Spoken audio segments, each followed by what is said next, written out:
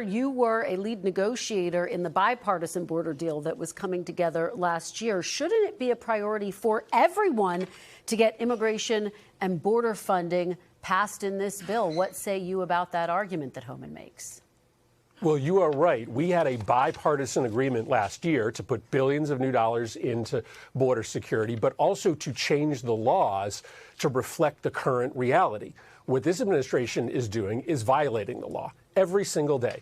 Whether they like the asylum laws of the nation or not, they have to obey the law. And they are not just going after bad guys. They arrested a high school kid in Connecticut who was about to graduate, who had no criminal record, just because cruelty is the underlying purpose of their new immigration policy, not going after dangerous people. So, yes, we should have a bipartisan commitment, not just to funding the border, but to actually reforming the laws. They are acting in a lawless manner every single day. They are not focusing on dangerous people. They are literally going to Home Depots. They are busting into people's private homes. They are targeting Latinos all over the country, whether they are undocumented or not. This isn't about trying to keep the country safer. This is about trying to make this country scared of folks who speak a different language or come from a different place.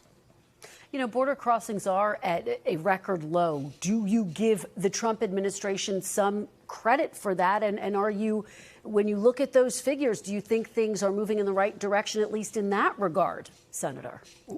No, I don't give them credit for that, because border crossings are low because they're violating the law every day. So we have a law in this country that says if you are fleeing terror or torture from another country, you can come here and apply for asylum. The Trump administration has suspended that law. They are not allowing anybody to come here to apply for asylum. We wrote that bipartisan bill last year to reform the asylum process, to make sure that only the right people are coming in and that we judge those cases expeditiously at the border. So it's true, there are very few people crossing on a daily basis, but that's because the Trump administration is violating the law. And it should matter to every American that on so many facets, the Trump administration doesn't care about the law. This is becoming a lawless administration. We are on a road to see our democracy atrophy to the point that it will be unrecognizable. And the border is just one example of many ways in which this administration doesn't care about the law anymore. We thank you for watching. And remember, stay updated on breaking news and top stories on the NBC News app or watch live on our YouTube channel.